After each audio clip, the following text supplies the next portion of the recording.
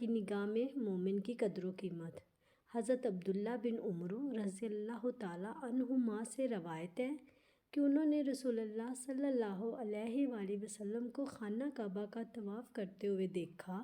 اس دوران آپ صلی اللہ علیہ وآلہ وسلم یہ ارشاد فرما رہے تھے: اے کعبہ، تو کتنا عمدہ ہے اور تیری خوشبو کتنی پیاری ہے، تو کتنا عظیم المرتبت ہے اور تیری حرمت کتنی زیادہ ہے۔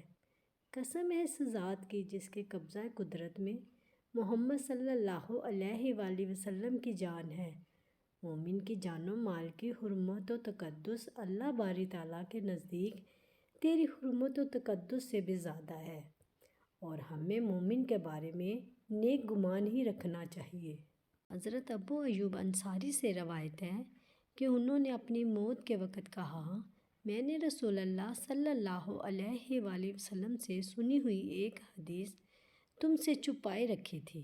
میں نے رسول اللہ صلی اللہ علیہ وآلہ وسلم سے سنا، آپ صلی اللہ علیہ وآلہ وسلم فرمایا کرتے تھے: اگر تم گناہ نہ کرتے تو اللہ تعالیٰ ایسی مخلوق پیدا فرماتا جو گناہ کرتی اور اللہ انہیں معاف فرماتا۔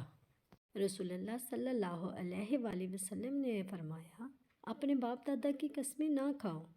جو شخص اللہ کی قسم کھائے تو چاہیے کہ وہ سچ کہے، اور جس سے اللہ کی قسم کھا کر کوئی بات کہی جائے تو اس کو راضی ہونا چاہیے، اور جو شخص اللہ تعالیٰ کے نام پہ راضی نہ ہو وہ اللہ سے کچھ تعلق نہیں رکھتا۔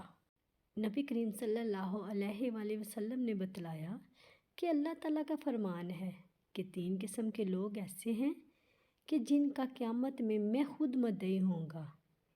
ایک تو وہ شخص جس نے میرے نام پہ عہد کیا اور پھر وعدہ خلافی کی، دوسرا وہ جس نے کسی آزاد آدمی کو بیچ کر اس کی قیمت کمائی، اور تیسرا وہ شخص جس نے کسی مزدور سے پورا کام لیا لیکن اس کی اجرت نہ دی۔ پلیز لائک اور سبسکرائب ضرور کیجیے گا۔ جزاک اللہ۔